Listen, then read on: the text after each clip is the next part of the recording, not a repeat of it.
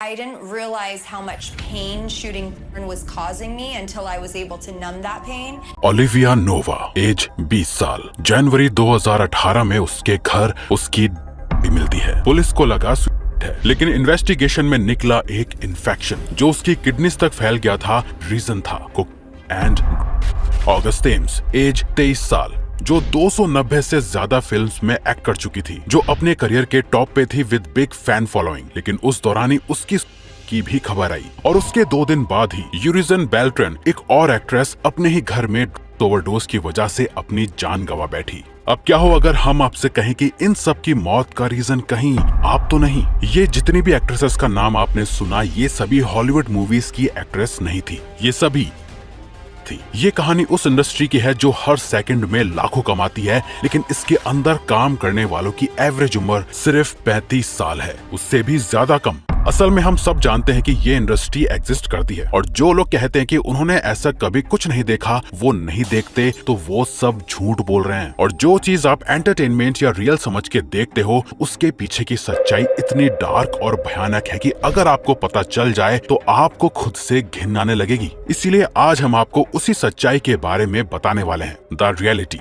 Mexico में एक 16 साल की लड़की अपनी जिंदगी की सबसे बुरी रात से गुजर रही थी। उसके बॉयफ्रेंड ने अभी कुछ टाइम पहले ही उससे चीट किया था। उसका पहली बार दिल टूटा था और आज पहली बारी उसने शराब को हाथ लगाया था। और उसी रात वो एक ऐसे रास्ते पे चल पड़ी जहाँ से वो कभी वापस नहीं आई। नाम था उसका ब्रिटनी। बचपन से ब्रिटनी को कभी प्यार नहीं मिला। उसके घर का माहौल भी बहुत टॉक्सिक था। उसके फादर हर रात शराब पी के उसकी माँ को मारते थे। उसे हमेशा एक अगली गर्ल की तरह ट्रीट करा जाता था। जब उसका 16 साल की उम्र में उसके अपने बॉयफ्रेंड के साथ ब्रेकअप हुआ, उसके दोस्तों ने कहा, मैक्सिको चल, पार्टी करते हैं। शराब के नशे में वो मैक्सिको की गलियां घूमती रही और वहीं एक क्लब दिखा। बाउंसर ने उसका हाथ पकड़ा और अंदर ले गया। अंदर जाके उसने देखा स्टेज पे लड़कियां नाच रही थी, वो भी बिना कपड़ों के, एकदम, और ऑडियंस उन्हें देख के खुश हो रही थी, तालियां बजा रही थी। ब्रिटनी को लगा ऑडियंस उन्हें पसंद कर रही है। और फिर ब्रिटनी ने वही किया जो बाकी लड़कियां कर रही थी, अपने कपड़े उतार दिए और पहली बार उसकी जिंदगी में किसी ने उसको पहली बार वैल्यूएबल फील कराया। ताली बजाई, उसको तारीफ मिली जो वो बचपन से सुनना और फील करना चाहती थी। जो चीज घर में नहीं मिली वो उसे उस रात मिलने लगी, वैलिडेशन,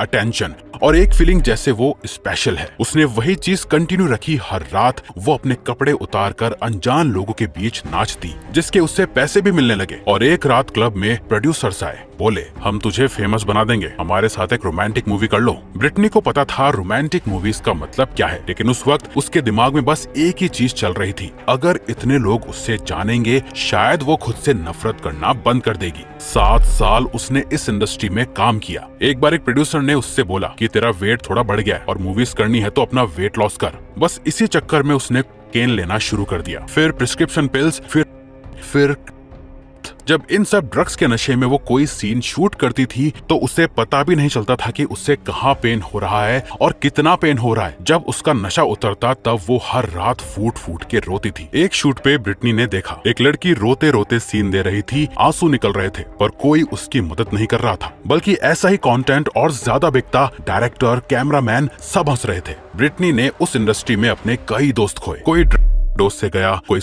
तो कोई से। स्टार्टिंग में हमने आपको जो 3 लड़कियों के नाम बताए वो भी इसी चक्कर में अपनी जान गंवा बैठी। और सिर्फ यही नहीं है, डकोटा स्काई, कैमरॉन बे, शायला स्टाइलस, निकी बेंज, एक के बाद एक सारी की सारी ये तो 30 की उम्र भी पार नहीं कर पाई, या इनको ऐसी बीमारियां लग गई कि ये आज हर दिन रोती हैं। इस इंडस्ट्री में काम करने वाली लड़कियों की लिस्ट इतनी लंबी है कि आप पढ़ते पढ़ते थक जाओगे, पर लिस्ट खत्म नहीं होगी। और एक ऐसी रिसर्च करी गई जिसमें ये सामने आया कि इस इंडस्ट्री में काम करने वालों की एवरेज उम्र सिर्फ 35 साल है। और अगर आप भी इस इंडस्ट्री का कंटेंट देख रहे हो तो कहीं ना कहीं आप इसे सपोर्ट कर रहे हो। और जितनी भी लड़कियों की जान जा रही है, जिनकी जिंदगी बर्बाद हो रही है, उसके जिम्मेदार कहीं ना कहीं आप भी हो सकते हो। हाँ, एज ए पर्सन ये एक्सेप्ट करना मुश्किल है, लेकिन अगर आप ही की तरह करोड़ों लोग इसे देखना बंद कर देंगे, तब ना ही ऐसी मूवीज बनेंगी और ना ही ऐसी लड़कियां आएंगी और ना ही जबरदस्ती करके उन्हें इन मूवीज और काम में धकेला जाएगा। तो अब सवाल आता है कि ये सब क्यों हो रहा है, कौन करवा रहा है, और सबसे इम्पोर्टेंट, किसके फायदे के लिए।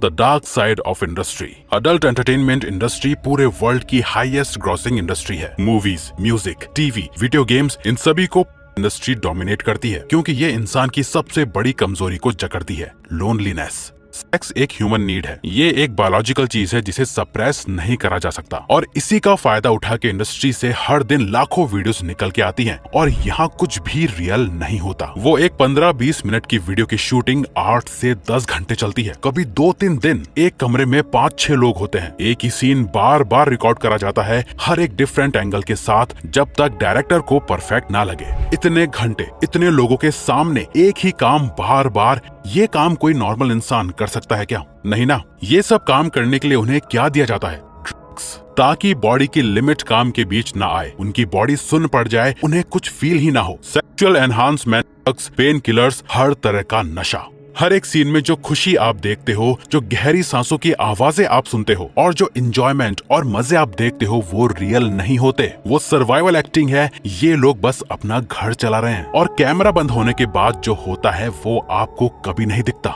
हाथ पैरों में चोट के निशान, दर्द से भरी बॉडी, आंसुओं में डूबी आंखें। और सबसे बुरी बात, ज्यादातर लड़कियां यहाँ अपनी खुशी से नहीं आती, आधी से ज्यादा को तो ट्रैप किया जाता है, जो आपको कभी नहीं दिखता।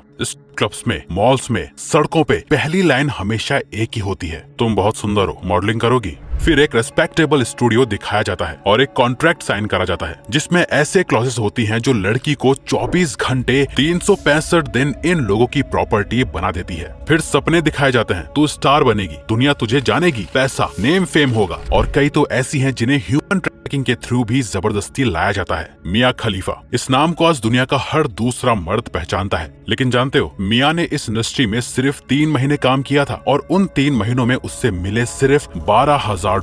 उसके काम से पॉर्नहब और बैंक ब्रोज ने करोड़ों डॉलर्स कमाए। मियां इंडस्ट्री कब की छोड़ चुकी थी, लेकिन इंटरनेट ने उसे आज तक नहीं छोड़ा। मियां खुद कहती है, मैं आज पब्लिक में जाती हूँ तो मुझे लगता है कि लोगों की आंखें मेरे कपड़ों के आर पार देख रही हैं। वो अब चाहकर भी कुछ और काम नहीं कर सकती क्योंकि सब उसे जानते हैं सिर्फ एक चीज के लिए। और अब आप सोचोगे गवर्नमेंट कुछ करती क्यों नहीं? 2018 में जब इंडिया में बैन लगाया गया, सिर्फ 4 दिन में पार्शियल बैन उठाना पड़ा। रीजन क्या था? टेलीकॉम कंपनीज का 70% ट्रैफिक कम हो गया था। यानी इंडिया में इंटरनेट का ज्यादातर यूज सिर्फ पॉर्न देखने के लिए होता है। ये सारी बड़ी वेबसाइट्स, पॉर्नहब, ब्राउज़र्स, यूट्यूब, ये सब एक ही पेरेंट कंपनी की है, नाम है आयलो। और इसी आयलो का आधा हिस्सा एक ही आदमी के पास है, बर्न्ड बर्गमेयर। आप इसका नाम कभी नहीं सुनोगे, इसकी फोटो भी इंटरनेट पे मुश्किल से मिलती है। ये एक पूरा का पूरा सिस्टम है जो डिजाइन किया गया है लड़कियों को ट्रैप करना, ड्रग्स देना, कॉन्ट्रैक्ट्स में फंसाना, इंटरनेट पे डालना और ऊपर बैठे लोगों की जेब भरना। और उस पैसे में जो सबसे जरूरी चीज चाहिए वो है आपका एक click,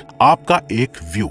how it's affecting you. 2014 में कैम्ब्रिज यूनिवर्सिटी में एक रिसर्च हुई। साइंटिस्ट्स ने पॉर्न देखने वाले लोगों का और ड्रग्स लेने वाले लोगों का ब्रेन स्कैन किया और जानते हो क्या निकला? दोनों का ब्रेन पैटर्न ऑलमोस्ट सेम था। यानी आपका दिमाग वही रिएक्शन दे रहा है जब आप अपने फोन पर 5 मिनट की एक वीडियो देखते हो जो एक ड्रग एडिक्ट को अपनी डोज मिलने पर देता है। बात सिर्फ मेंटल डैमेज की नहीं है। यंग मैन में इरेक्टाइल डिस्फंक्शन बढ़ रहा है। 20 साल, 22 साल, 25 साल के लड़के जो अभी शादी तक नहीं पहुंचे, वो इसे फेस कर रहे हैं। उनका ब्रेन एक नॉर्मल इंसान के साथ एक्साइटेड ही नहीं हो पाता क्योंकि उसका बेंचमार्क वो फेक स्क्रीन वाला कंटेंट बन चुका है जहां आप हर दिन एक ऐसी दुनिया देखते हो जहां औरत को सिर्फ ऑब्जेक्ट की तरह दिखाया जाता है, उठाया पटका जाता है, जहां उसके कंसेंट की कोई वैल्यू नहीं। तो धीरे धीरे ये सब आपके अंदर घुस जाता है। 2019 में यूके में एक सर्वे हुआ था जहां 20% विमेन ने कहा कि उनके पार्टनर्स उन्हें बेड पे फन के लिए असल्ट करते हैं। और वो आदमी कौन होते हैं? सारे पॉर्न एडिक्ट्स।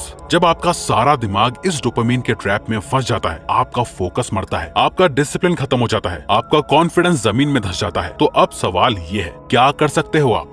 सबसे पहले एक्सेप्ट करो कि ये एक लत है, ड्रग्स जैसी लत, सिगरेट जैसी लत। और लत से लड़ाई तभी शुरू होती है जब आप उसे लत मानो। दूसरा, अपना फोन उठाओ और स्क्रीन टाइम चेक करो, देखो आपका टाइम कहाँ जा रहा है, आप खुद चौंक जाओगे। तीसरा, अपने ब्रेन को चीप डोपामिन के अलावा कुछ और दो, जिम जाओ, किताबें पढ़ो, लोगों से मिलो, अपने ब्रेन को याद दिलाओ कि रियल लाइफ में भी मजा आता है और ये जो पॉर्न की दुनिया है ये फेक है, एक एक एक्सप्रेशन। और सबसे जरूरी, जब भी अड़ जाए एक पल के लिए रुक जाओ और याद करो ब्रिटनी को, याद करो ओलिविया को, याद करो ऑगस्ट को, यूरिज़ैन को, क्योंकि हर बार जब आप उस वीडियो पे क्लिक करते हो आप उन जैसी कई लड़कियों की बर्बादी में अपना एक छोटा सा हिस्सा दे रहे हो, और हर बार जब आप नहीं क्लिक करते आप अपनी खुद की जिंदगी का एक छोटा सा हिस्सा वापस ले रहे हो। ये सिर्फ एंटरटेनमेंट नहीं है, ये किसी की जिंदगी है जो आपके 15 मिनट के एंटरटेनमेंट के लिए बर्बाद हो रही है। हमें उम्मीद है आप एक स्ट्रॉन्ग पर्सन की तरह इसे समझोगे, कमजोर एडिक्ट्स की तरह इससे मुंह नहीं फेरोगे। तो अगर आपको ये वीडियो अच्छी लगी तो वीडियो को लाइक और चैनल को सब्सक्राइब करके हमें सपोर्ट करो और बेल नोटिफिकेशन ऑन कर लीजिएगा ताकि आप आने वाली वीडियोस मिस न कर पाओ। Thank you for watching.